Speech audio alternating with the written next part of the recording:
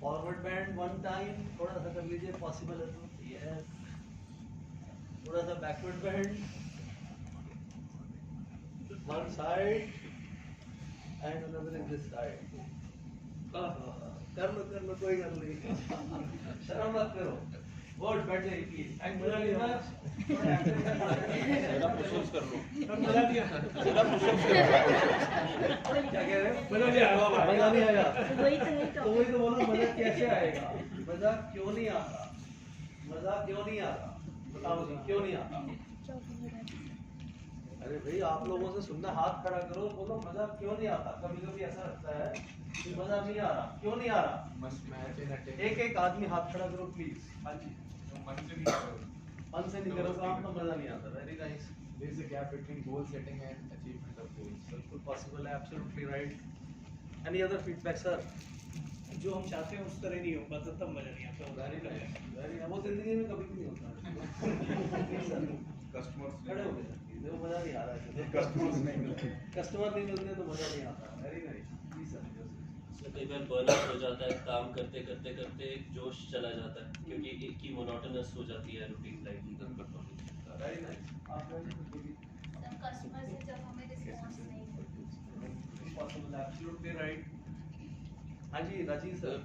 When people around you don't hold the same vision as yours. वो कभी हो ही नहीं सकता। I know, but जब अगर विजन नहीं क्रिएट करते लोग अगर आपके साथ जो भी सेम विजन, तो इतने बड़े ब्रांड, इतने बड़े लोग नहीं बनते। रतन टाटा जैसे कह रहे हैं, वो बनते नहीं टाटा को, उनके आसपास के लोग उनका जैसा कुछ हद तक विजन नहीं समझते, सोचते नहीं, बिल्कुल सोचते सही नहीं उनके बात, बारे में। absolutely। अगर हम पीएमजी की तरफ चले जाए, तो अगर उनके जैसे विजन के साथ में लोग नहीं जुड़ते, ये kinda become the best. Absolutely right। तो वो कुछ हद तक तो वी नीड दैट जोश आपके साथ के लोगों में। जब वो नहीं होता तब मजा नहीं आता है। तो वो जोश जो है यहाँ पर, जैसे आपने बड़ा राइटली बोला कि जो लीडर होता है उसमें वो जोश बढ़ता है ना। हम सब लोग भी तो लीडर हैं, अपने अपने बिजनेस के लीडर हैं, अपने अपने बिजनेस में मास्टर हैं। तो हम अपने इन सब लोगों में जोश, या अपने एग्जिस्टिंग कस्टमर्स में जोश क्यों नहीं भर पाते? क्या ऐसी चीज है सर, प्लीज आप बोलिए। मैं तो एस्ट्रोलॉजिकली बता सकता हूँ, जब हमारी प्लैनेट की पोजीशंस सपोर्ट नहीं करती हैं तो लगता है मुझे नहीं आता। एब्सोल्युटली, बैठिए सर प्लीज। हर किसी को नहीं, वो तो ऑब्वियसली कभी भी नहीं होता। गौरी सर कुछ प्रकाश डालिए ना सर इसके ऊपर। Sir it is basically one is basically होता क्या है कि जब तक हम मतलब खुद बेसिकली मोटिवेटेड नहीं है, तब तक हम दूसरों को मोटिवेट नहीं कर सकते। बिल्कुल सही। अपना motivation is very important to अगर मोटिवेट अदर्स। मोटिवेशन ना हो तो मजा नहीं आता। प्रवीण नहीं सर, आता। सर मैं आपको तो छोड़ ही नहीं सकता था, प्लीज सर। नहीं सर, नहीं, प्रकाश डालना पड़ेगा सर, एक पॉइंट तो बोलना पड़ेगा। Ask the first question. I was not here at it. अच्छा, तो मैं कह रहा हूँ मजा क्यों नहीं आ रहा? In what? मतलब हम कभी कभी बोलते हैं मजा नहीं आ रहा, तो क्यों नहीं आ रहा होता? आप नहीं बोलते। है ही नहीं, लाइफ में डिक्शनरी में वर्ड ही बहुत नहीं। बढ़िया, तालियां प्रवीण हर सर के चीज लिए। में मजा है। कभी कभी ऐसा लगता है मजा नहीं आ रहा, क्यों ऐसा लगता है? सर जब कभी कोई ऐसा काम चुन लेते हैं या करते हैं जो हमारी इंटरनल हेमंत खड़े हो गए, please। ठीक है सॉरी। जब कभी हम कोई ऐसा काम करते हैं जो हमारी इंटरनल वैल्यूज के अगेंस्ट होता है या उससे हमारी वैल्यूज अलाइन नहीं हो पाती, तब उस काम में मजा नहीं आता। मजा नहीं आता। Very nice. Sir Arvind sir. हमें तो हमेशा मजा आता है, लेकिन एक टाइम ऐसा आता है जैसे कि फाइनेंशियल सिक्योरिटी के बारे में लोगों को समझाते हैं, वो नहीं लेते हैं, लेकिन कोई मिसहैपनिंग हो जाती है अगर उस साथ फैमिली सफर करती है तो मजा नहीं आता। मजा नहीं आता। वाह वाह वाह। मतलब हम लोग सुबह सुबह 5 बजे 5:30 बजे उठ के यहाँ मजा लेने आए हैं। Yes.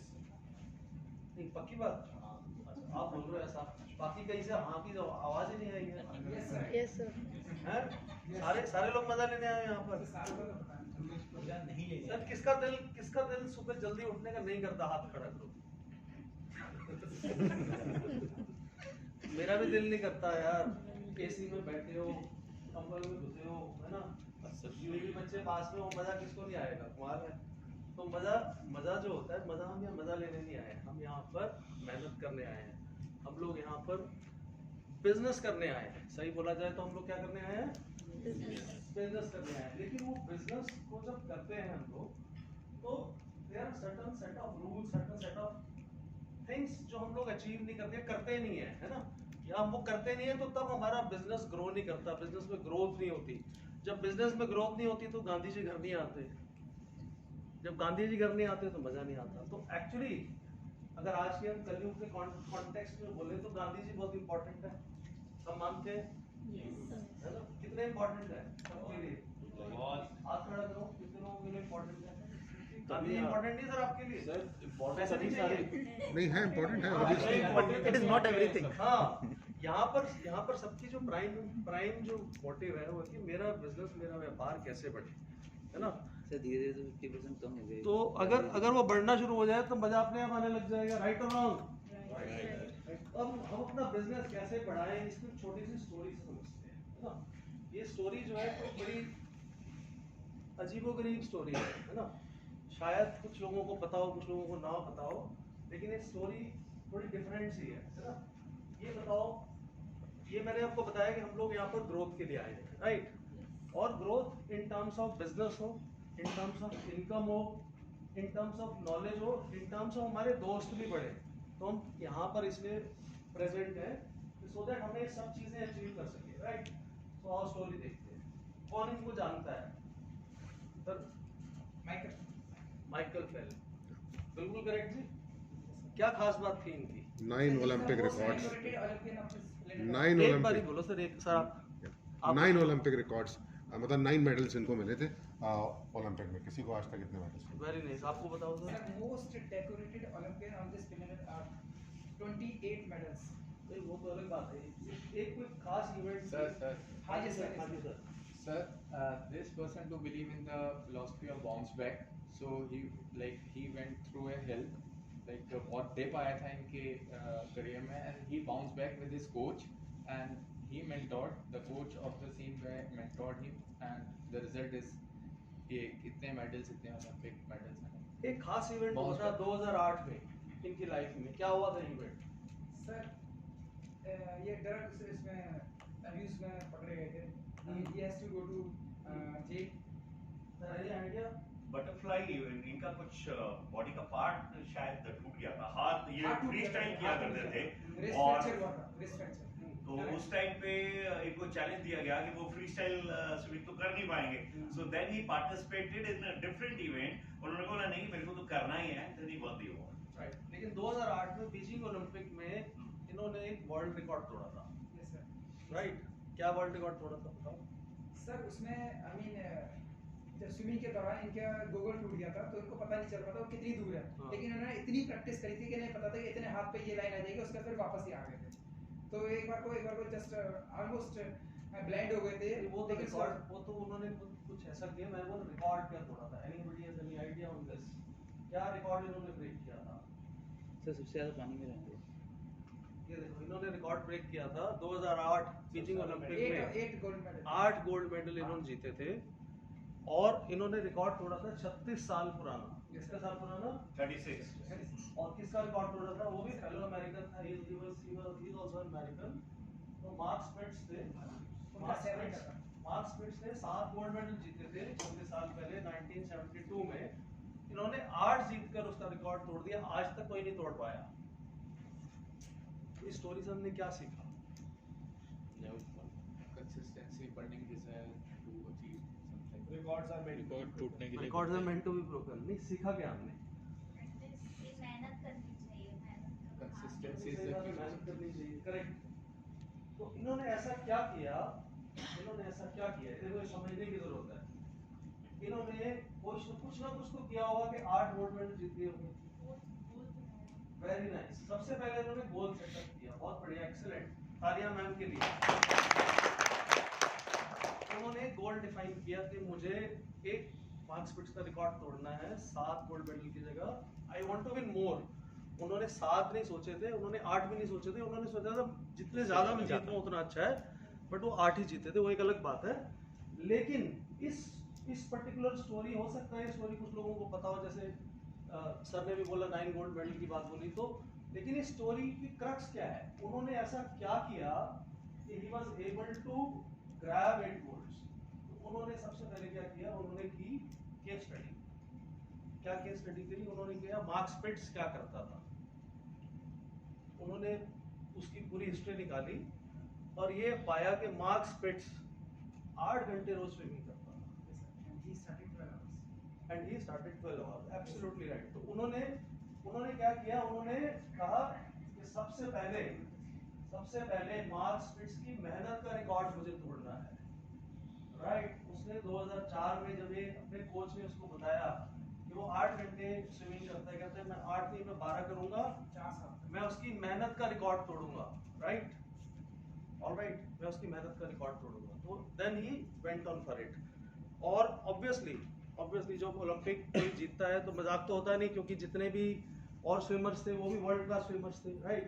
सो वो डाइस पर बैठा, कॉन्फ्रेंस हो रही थी, 30 40 50 माइक लगे हुए थे उसके आगे। 50 माइक जब लगे हों और उसके बहुत सारे रिपोर्टर्स उससे पूछ रहे हो, तो एक लेडी रिपोर्टर ने उसको बोला कि sir today must be your very lucky day.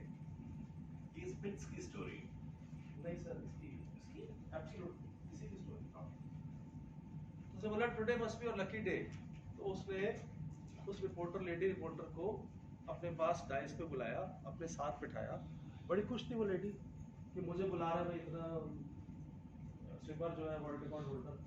उसने उसको साथ में बिठाया, कहता मैम मैं आपको एक बात कहना चाहूँगा, मैं रोज 12 घंटे स्विमिंग करता था, रोज 15 किलोमीटर मैं स्विमिंग करता था, 7 दिन स्विमिंग करता था, 365 दिन स्विमिंग करी है, 4 साल स्विमिंग करी है, 15 किलोमीटर रोज।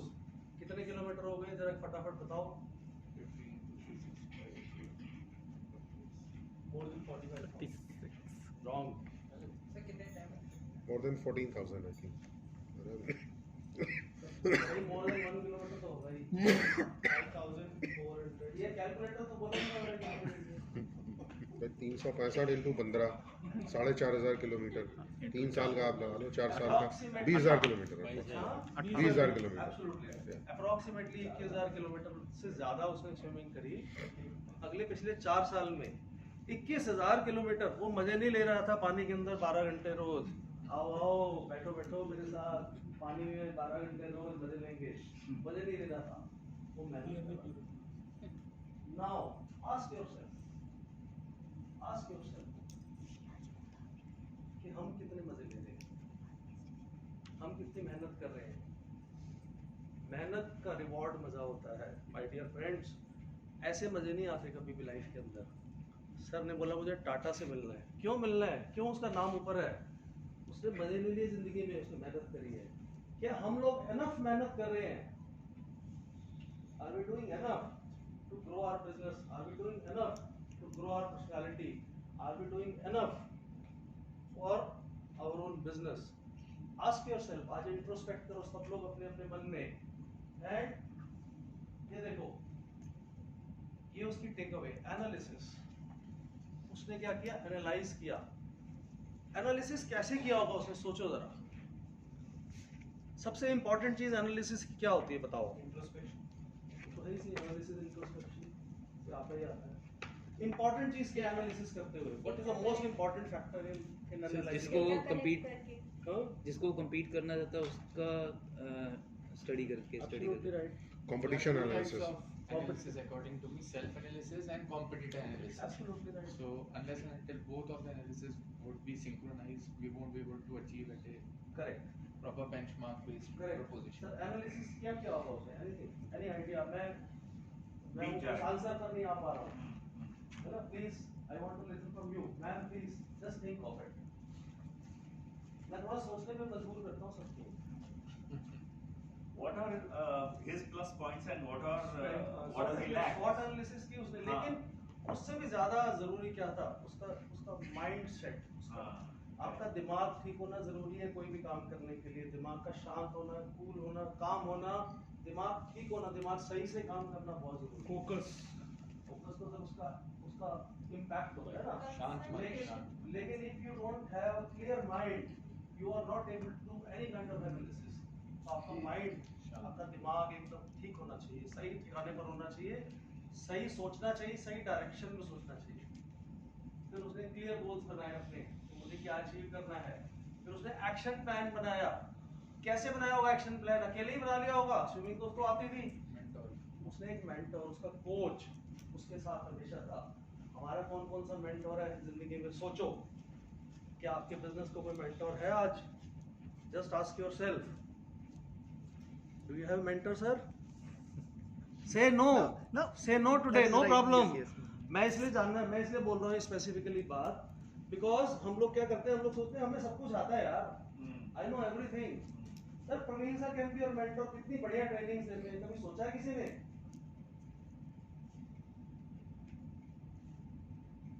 अपना मेंटर बनाओ, वो आपको गाइड करेगा कैसे मूव करना है फॉरवर्ड, आपको साइंटिफिक वे बताएगा, आपको क्लैरिटी देगा बिजनेस में।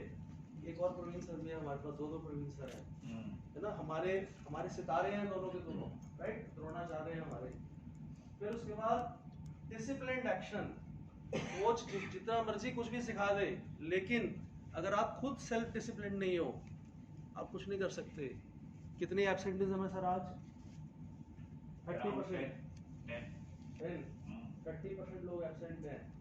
ये डिसिप्लिन नहीं है। I am sorry to say for those who are not here, they are not disciplined. हमारे Arun sir never been absent, sir तालियां मजे में आते हैं, सुबह 6:30 बजे पहुंच जाते हैं यहाँ पे, कभी कभी प्रवीण सर से पहले पहुंचे होते हैं। दोनों वेज में यहाँ मजे लेने आते हैं, ये नहीं, मेहनत कर रहे हैं। He want himself to be visible, he want himself to be recognized। लोग इनको जाने पहचाने। प्रवीण सर हर बार ही बोलते हैं कि ये पहले आ जाते हैं, सब चीज़ों का ध्यान रखते हैं। उनकी विजिबिलिटी की वजह से उनको बिजनेस मिल रहा है, उनकी मेहनत की वजह से उनको बिजनेस मिल रहा है। यहाँ मजे लेने नहीं आ रहे हैं सर, राइट? एंड देन ये अचीव दिस टारगेट। अगर ये सब चीजें जिंदगी में होंगी तभी मजा आएगा, नहीं तो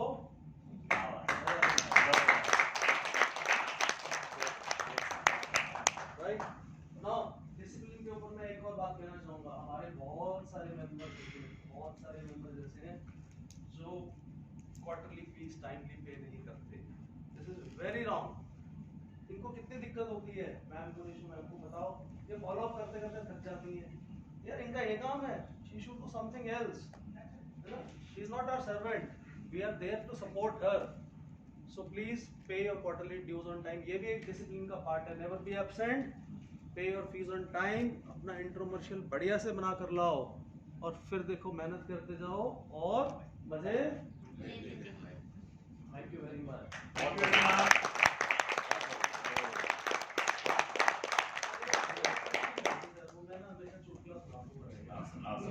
जरूरी है, तड़का जरूरी है। तो हमारा इंडिया का एक ना नेशनल फूड हो गया आजकल। गेस करो कौन सा नेशनल? मोमोज। हाँ, पिज्जा भी हमारा नेशनल फूड है। लेटेस्ट तो मोमोज है। हाँ, मतलब मोमोज, तो एक बार क्या होता है, चाइना में नहीं एक बार क्या होता है, सतीश सर पिज्जा ऑर्डर करते हैं और आप ही को ले लेते हैं, आप ही मजे ले लेते हैं। देखो ऐसा होता है, मजा नहीं आया। ऐसा देखो सर, मैं आपकी विजिबिलिटी बढ़ा रहा हूँ। तो सतीश सर पिज्जा ऑर्डर करते हैं, एक बारी पिज्जा ऑर्डर कर देते हैं, अब आता है पिज्जा वाला, डोमिनोज से पिज्जा बता दिया ना। अब क्या होता है कि पिज्जा बोलते हैं गुस्सा, मैंने स्पेसिफिकली ऑर्डर में लिखा था 6 पीस करके लाना, तुम 8 करके लाए हो। मैं 6 खाने वाला था, 8 का 8 थोड़ी खाऊंगा।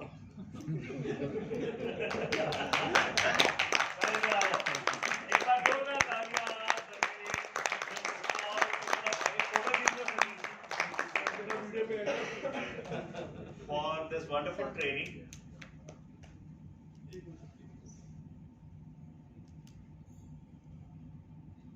Thank you, Ji. Thank you very much.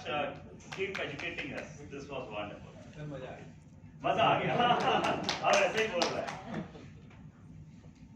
Vande Mataram. Vande Mataram. Today we would like to listen and learn. If you yourself or anyone in your family is going through any kind of stress, anxiety, or any kind of psychological issue, at the same time, if you want to raise your kids and you want them to become very successful, then I think this presentation, today's topic, is absolutely relevant for all of us. Ladies and gentlemen, it's a privilege and great honor to introduce one of my best friends, my wife, Nishu Srivastava. and a parenting coach, which she's doing it for more than 5 years. In the area of counseling psychology, she helps people with their physical, emotional, and mental well-being. And in the area of parenting, she believes that only happy parents can raise happy child. She helps parents clarify how they want their relationship with their children to be, and offer them tools to create a deeper and more fulfilling connections for their family. What she does in terms of the counseling psychology, the areas which include are behavioral counseling, marriage and relationship issues, breakup issues, and any kind of family counseling. On a personal level, she is a very successful mother, and she has raised 2 very talented kids. Her daughter, she is a medical doctor, and she is currently pursuing MD in MS in general surgery. And her son has just finished the computer science and engineering BTech and moved to work for an IT company. She is a certified OBT therapist, and this is what she is doing at this moment. So welcome, ma'am.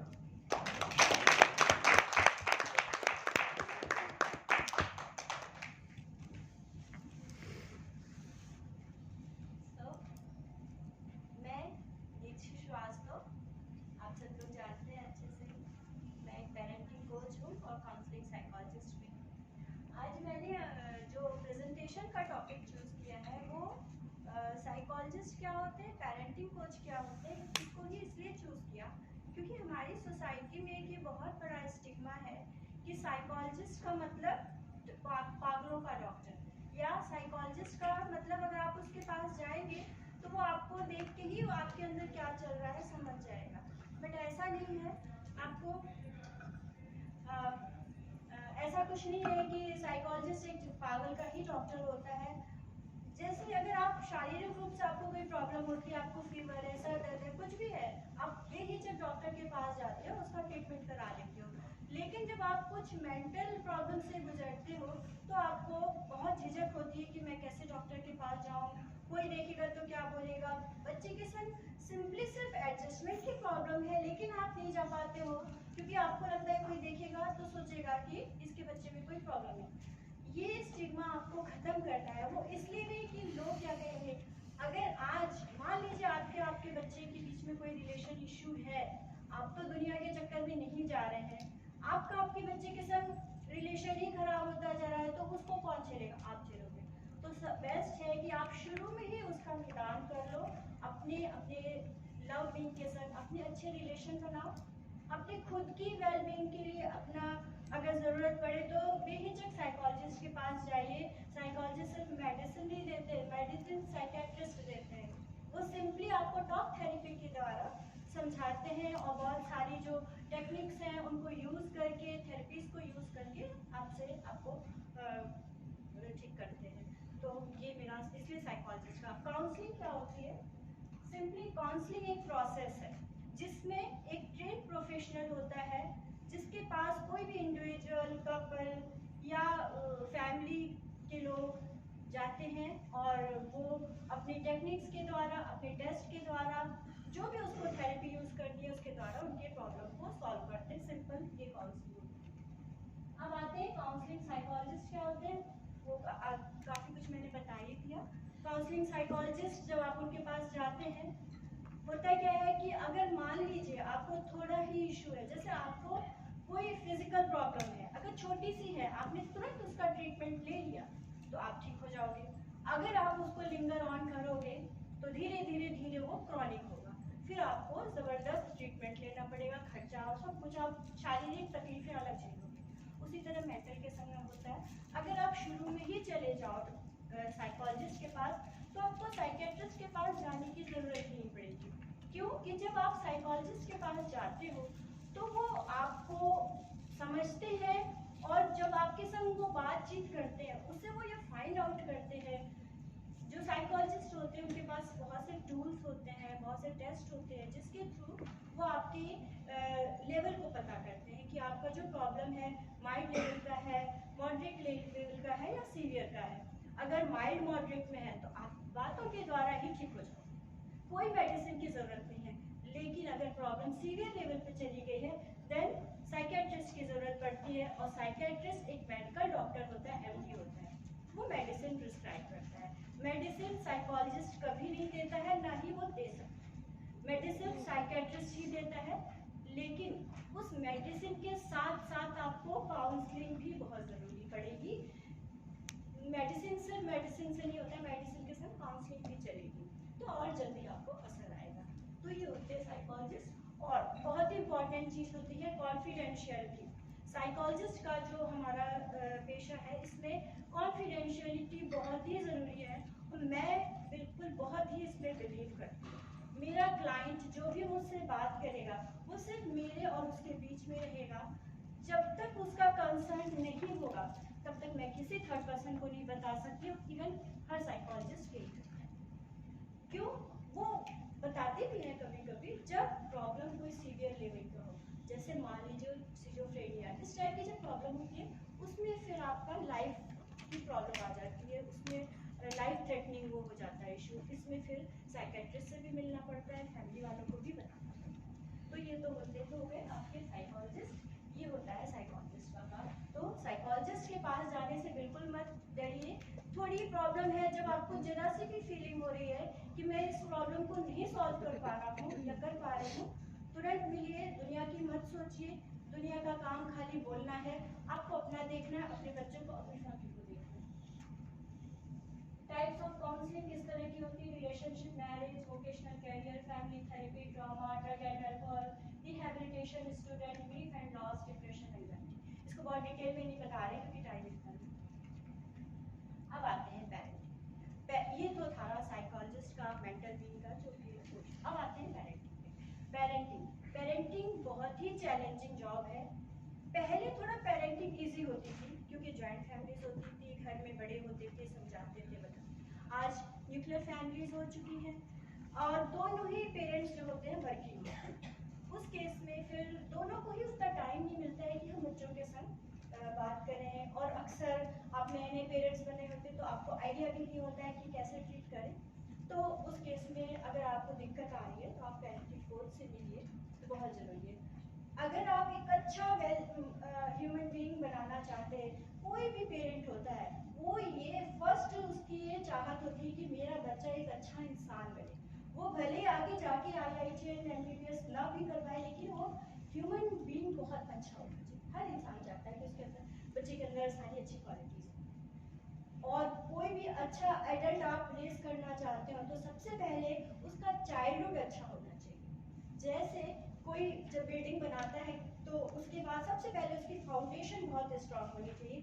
कहते हैं ना, जितनी strong foundation होगी उतनी अच्छी मजबूत आपकी building होगी। सेम अप्लाई होता है ह्यूमन बीइंग के साथ। जितना अच्छा बच्चे का चाइल्ड, जो आप उसको लव, रिस्पेक्ट सब दोगे, सेम उसके अंदर इनकलकेट होगा और वो अच्छा इंसान बनेगा। पेरेंटिंग कोच क्या होते हैं? बस वही बात है कि पेरेंटिंग कोच आपके बच्चे के बीच में, क्योंकि पेरेंटिंग कोच की कब जरूरत पड़ी? जब कोई प्रॉब्लम आएगी, ऐसे तो नहीं आप जाओगे, या आप कुछ समझ नहीं पा रहे हो तभी आप जाओगे।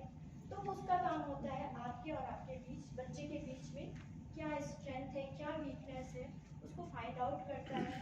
उसके पास इतने टूल्स, टेक्निक्स वगैरह होते हैं जिनके जरिए वो सारी चीज़ें एनालिसिस करता है और आपको बताता है, और आप दोनों का रिलेशन अच्छा होता है और एक अच्छा एडल्ट बनता है जाके। Why do you need a parenting coach? Parenting coach की ज़रूरत क्यों है? क्यों? सबसे पहले behaviour correction. Behaviour, parenting coach basically parents के लिए होता है, लेकिन क्योंकि यहाँ पे बच्चे भी हैं तो दोनों को वो करते हैं। बिहेवियर करेक्शन पेरेंट्स का भी और बच्चे का भी, क्योंकि जैसे बच्चा आता है तो बहुत सारी प्रॉब्लम्स आती हैं। बच्चे के टेंट्रम, पीयर प्रेशर, एक दो बच्चे हैं तो सिबलिंग की राइवलरी, इन सब चीज़ों में बहुत दिक्कत होती है। बिहेवियर, माँ बाप का भी गड़बड़ होता है, बच्चे का भी गड़बड़ होता है। उसके करेक्शन के लिए अच्छा डेपो बने, आपको पेरेंटिंग कोच की ज़रूरत है। स्ट्रेस मैनेजमेंट, एज यूजुअल घर में आप नहीं एडजस्ट कर पा रहे हो बच्चों के संग, हर समय कुछ ना कुछ टेंशन, तो अंडरस्टूड स्ट्रेस होएगा। उसके लिए आप ले सकते हैं पेरेंटिंग कोच को। बेस्ट पेरेंटिंग स्टाइल, एक पेरेंटिंग कोच बताता है कि क्या पेरेंटिंग स्टाइल बेस्ट होती है। 4 तरीके की पेरेंटिंग स्टाइल होती है: अथॉरिटेरियन, अथॉरिटेटिव, परमिसिव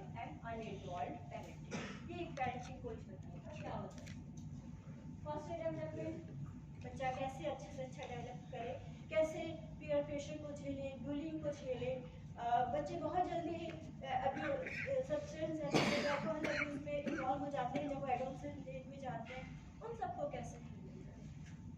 ट्रांजिशन और क्राइसिस, पेरेंट्स अक्सर उस घर में जहाँ डाइवोर्स हो रहा है, सेपरेशन हुआ या लव वर्ड को खोल रहे हैं, तो भी क्राइसिस होते हैं, उनको हैंडल करना। क्वेश्चनिंग ऑन पेरेंट, बहुत से पेरेंट्स हैं वो समझ नहीं पाते हैं क्या करें, तो पेरेंटिंग से रिलेटेड जो भी आपको क्वेश्चन आ रहा है वो पेरेंटिंग को से आप पूछ सकते हैं और अपना प्रॉब्लम सॉल्व कर सकते हैं। ईटिंग डिसऑर्डर इस समय बहुत बड़ी प्रॉब्लम हो रही है, और स्पेशली एडल्ट और जो एडोलसेंस गर्ल होती है। ईटिंग डिसऑर्डर भी 3 तरीके की होती है, एनोरेक्सिया नर्वोसा, बुलिमिया नर्वोसा और बिंज। तो 3 तरीके, इसमें भी मैं आपकी पूरी हेल्प कर सकती हूँ। अब मैं सिर्फ 3 टिप्स पेरेंटिंग की बताऊंगी और 3 टिप्स मेंटल हेल्थ की बताऊंगी, जिसको आप थोड़ा भी कर लेंगे तो काफी कुछ आपको सही रहेगा। तो नंबर 1 है, you are the role model of your child. आप ही अपने बच्चे के रोल मॉडल हैं। क्यों? क्योंकि जब बच्चा जन्म लेता है तो सबसे पहले वो आपको देखता है, आप ही की एक्टिविटीज को देखता है, तो वो उसी को कॉपी करता है। और इवन शुरू के 5 साल तक तो पूरा इम्पैक्ट उसके ऊपर आपका ही होता है। तो आप जो जो चीज अपने बच्चे में डालना चाहते हैं वो अपने में डालिए। जैसे अगर आप कैसे स्ट्रेस को मैनेज कर रहे हैं, आप कैसे बड़ों के संग बिहेव कर रहे हैं, आप अपने एंगर को कैसे मैनेज कर रहे हैं, ये सब चीज उसके सामने जब वो बच्चा सुनता नहीं है, बच्चा देखता है, वो देखेगा तो वो धीरे धीरे वैसा बनेगा। Number 1। Number 2, minimum 6 hugs a day. 6 hugs मतलब एक फिजिकल टच। जो बच्चा होता है उसको फिजिकल टच, सिर्फ बच्चा नहीं, आप देखिए आपस में भी फैमिली में फिजिकल टच आप किसी को भी दीजिए, गुस्सा भी है आप उसको एक बार हग कीजिए, वो थोड़ी देर के एकदम शांत हो जाता है। तो फिजिकल टच तो सभी को अच्छा लगता है, बच्चे तो आपके हैं, उन्हें तो और ही अच्छा लगता है। सुबह मॉर्निंग में उठा, जब उसको उठाइए, हमेशा बच्चे को जब भी उठाओ सुबह प्यार से ही उठाओ, ये नहीं कि डांटना शुरू कर दिया। बहुत से घर में होते हैं ना, उठ नहीं रहा है ये वो पटाख, वो सब नहीं करना चाहिए, प्यार से। और स्कूल जा रहा है, अच्छे से हगी किया, स्कूल से आया तो इससे पूछा भी कैसा था दिन, और उसके मन की चीज उसकी जो भी। Never compare your child to anybody ever his और सिबलिंग। अपने बच्चे को किसी से भी कंपेयर नहीं कीजिए, चाहे वो उसका भाई ही बहन ही क्यों ना हो। आप सोचिए अगर आपका बच्चा आपसे बोले कि पापा, उसके पापा तो आपसे अच्छे हैं, या उसके पापा के अंदर ये क्वालिटी है, या मम्मा उसकी मम्मा तो ये बनाती है वो बनाती है, आपको बुरा लगेगा, क्योंकि वो बच्चा दूसरे पेरेंट्स से आपको कंपेयर कर रहा है, आपको बुरा लगेगा। उसी तरह आप भी बच्चे को मत कीजिए compare. 3 tips for good mental health. Be physically active. Physically active रहिए। सबसे ज्यादा जरूरी है मॉर्निंग रूटीन। मॉर्निंग में जिसको बहुत देर में सोने की आदत है तो कम से कम 6 बजे उठ जाओ। ऑफिस जाने वाला है, स्कूल जाने वाला है, तो किसी भी तरह तुम्हें उठना ही पड़ेगा 6 बजे। कोशिश करो धीरे धीरे और टाइम रिड्यूस करो, 5:30 पे उठ जाओ। अपने मॉर्निंग रूटीन करके मिनिमम, बहुत टाइम नहीं है तो 10 मिनट की ही वॉक कर लो, सिर्फ प्राणायाम कर लो, दैट इज सफिशिएंट फॉर ये तो yoga. Keeping in touch with friends and lovers. अपने फ्रेंड्स और लव्ड वन के संग टच में रहिए, क्योंकि क्या होता है जब आप किसी मुश्किल में है, कुछ आपको स्ट्रेस है, आप अक्सर देखो जब आपको बहुत टेंशन हो रहा है, आप किसी के संग एक बार बांट लो, उससे बात कर लो, आधी प्रॉब्लम तो निकल जाती है। तो अगर आपकी फ्रेंड है वो है तो उनसे फोन पे जरा से भी कुछ स्ट्रेस हो रही है, उनसे बात कर लो, आपका आधा स्ट्रेस निकल जाएगा। कभी कभी तो फ्रेंड्स और लव्ड वंस जो होते हैं आपको सोल्यूशन भी बता देते हैं। वैल्यू योरसेल्फ एंड अपनी वैल्यू जरूर करो, इसको जिसको कहते हैं सेल्फ एस्टीम, सेल्फ वर्थ, बहुत जरूरी है। आप एक यूनिक पीस हो, इस दुनिया में आए हो, भगवान ने भेजा है, तो आपके अंदर क्वालिटी उसने जरूर डाली है। अगर आपके अंदर कमियां हैं तो आपके अंदर अच्छाइयां 100%, उसको देखो और समझो आई एम द बेस्ट और मैं भी बेस्ट हूँ।